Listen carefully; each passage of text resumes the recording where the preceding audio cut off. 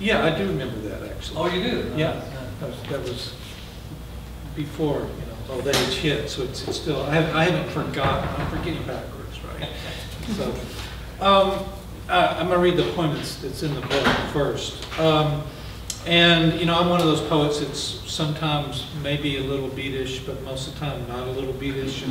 And so, thank you for taking this poem. And for some reason, and I've been sitting here thinking, Joe, I've always heard you in this poem, your voice. And I wrote it in 1994 or something like that, so I don't even know if we knew each other then.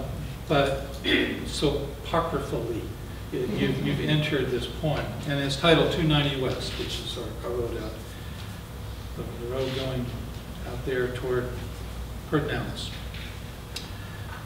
So I'm driving down 290 West thinking, what a day, hot, bright, dazzling. I'm lucky SOB, saying to myself, you ought to be sitting beside me, the windows down, the hell with the AC today.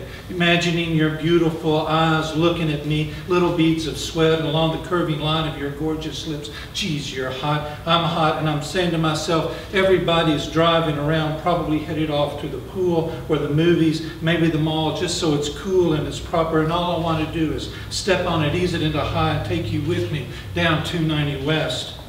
Doesn't even occur to me it's Thursday, you dope. These people are working, making cold calls, picking kids up from mom's day out, doing chores, getting stuff for home. This, even though I'm working too, just stepping out of the office to buy you a little something like a card with a poem on it by someone who knows how to say the things that I'm feeling. And finally I realized they don't make cards saying what I'm feeling, at least not at the Hallmark down the street, which is where I was aiming when I stop in the heat and I remember you're married and no one's cutting out on 290 West today. Yeah.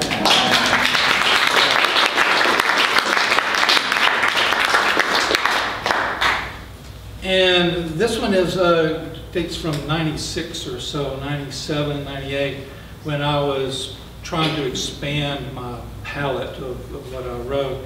And so I started writing a group of poems that were, I call them conversing and with other poets. And this is the first one, and it's conversing with Michael McClure. And with conversing, they're lined up on the wrong side of the page. My little visual pun. Michael McClure, Michael McClure, Michael McClure. This is not where I want to start, but where do you start when you can't start at the beginning? The beginning passes before you know you're beginning, and you wake up and so much has happened and your body has formed itself around unstructured memories freely assembled. Your mind so full of facts and fantasies you've never thought to straighten out, and it occurs to you that now is the time for beginning. But you can't begin because you began so long ago in a time you can't remember. There's a road that leads backward on the map, but the map ends. It's ripped or cut, or maybe there was never an earlier geography or earlier road, and it suddenly appeared on a map that hadn't existed in the hands that you hadn't been aware of, in the mind that just learned of itself.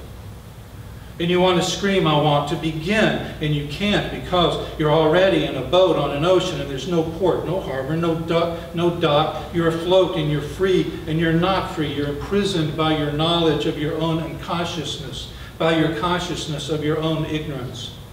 So I want to begin, and what do I think of? I think of Michael McClure. Michael McClure, rooted in the road that I traveled backward to find the first words, first word, first ideas, first thoughts, first feelings, first being. I'm sinking, and I have no words, first ideas, first being. I have Michael McClure.